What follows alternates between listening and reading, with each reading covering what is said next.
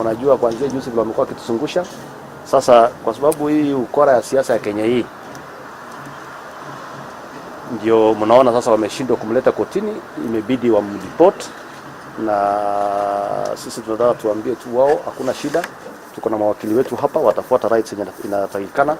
Tutaenda kotini, tuta make sure apate justice, kwa sababu kuharibia mtu jina kama kuharibia inji ataki jina, ni mtu ako na familia, ni mtu ako na watu wengi, ni mwanabiashara, mwekezaji mkubwa sana kwa inji mingi. Na pia vile vile mnajua ya kwamba hiyo deportation imefanywa ni kwa sababu hii mambo yote ilikuwa siasa.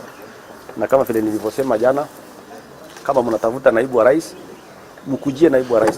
Na mnajua kuanzia watu washike huyu mtu, hawajiruhusu mtu yote kumuona, hawajiruhusu wakili wake wale kazi na wengine wao. Hata asubuhi ya leo tunamkia, tumegawana mawakili wengine wameenda makosa tofauti na wameficha sana. Lakini kwa sasa tumepata habari ya kwamba kwa sababu hao watu kama vile tulivyosema, hii mambo yote ni siasa, hawana kitu yoyote ya kumstaka naye. Ile wangefanya tu, na tulikuwa tunaongojea hiyo na kutarajia hiyo sana, ni kumdeport.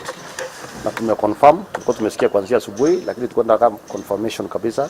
Tumeconfirm ya kwamba wamemdeport kwa sababu hii mambo yote ni siasa. Kama vile nilisema kuanzia last week ya kwamba huyo mwekezaji Aaron ninamjua kutoka kule kwao, na nikaomba ya kwamba kama anashikwa wanishike na mimi, na kama ni terrorist pia mimi ni terrorist.